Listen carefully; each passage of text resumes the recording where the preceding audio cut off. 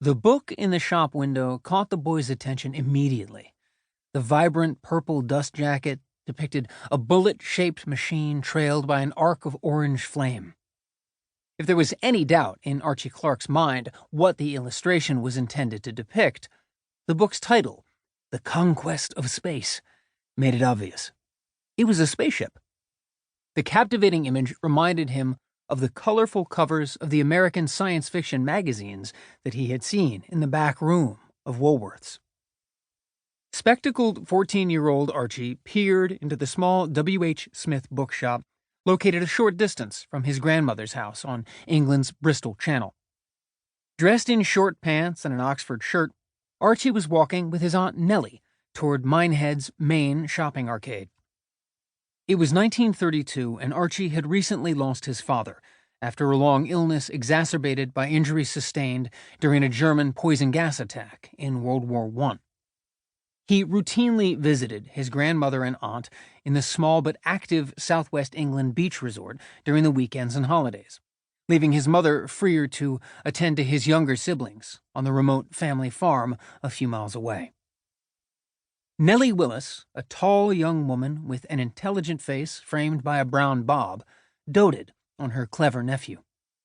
She could see that the book displayed in the shop window fascinated him.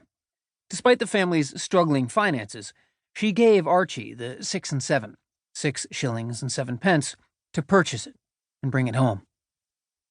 But when Archie opened the book, he discovered it wasn't the adventure story that he had expected.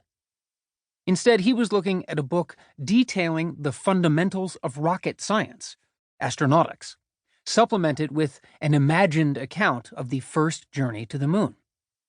Until this moment, Archie had assumed space travel was a fantasy.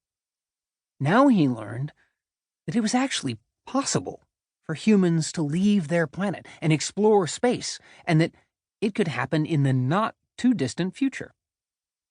Decades later, as one of the world's leading masters of science fiction and the co-author of 2001: A Space Odyssey, Arthur C. Clarke would point to that day in 1932 as the moment his life changed.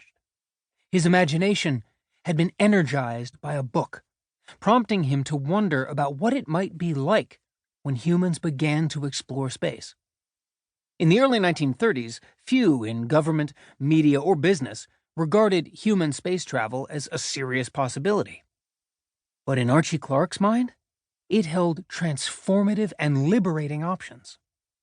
If the human species could escape the confines of gravity, was it conceivable that other fantastic possibilities might come to pass in the near future as well?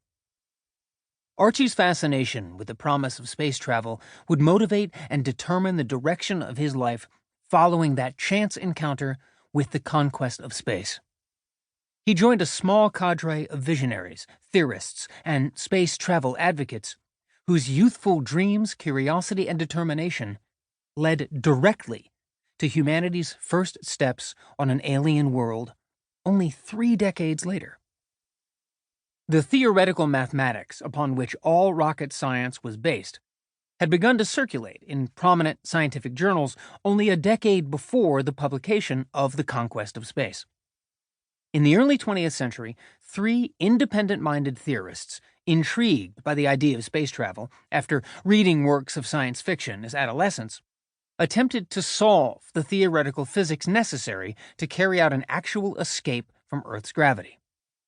Working autonomously, Russia's Konstantin Tsiolkovsky, American professor Robert Goddard, and physicist Hermann Oberth in Germany conducted their research and study in each of the 3 countries that would later witness the most decisive events of the early space age. All 3 theorists were social outsiders, intrigued by utopian ideals, and each harbored a personal belief that space travel would inevitably transform human destiny. The first stirrings of the modern space age arose not in a wealthy industrial nation, but in agrarian czarist Russia.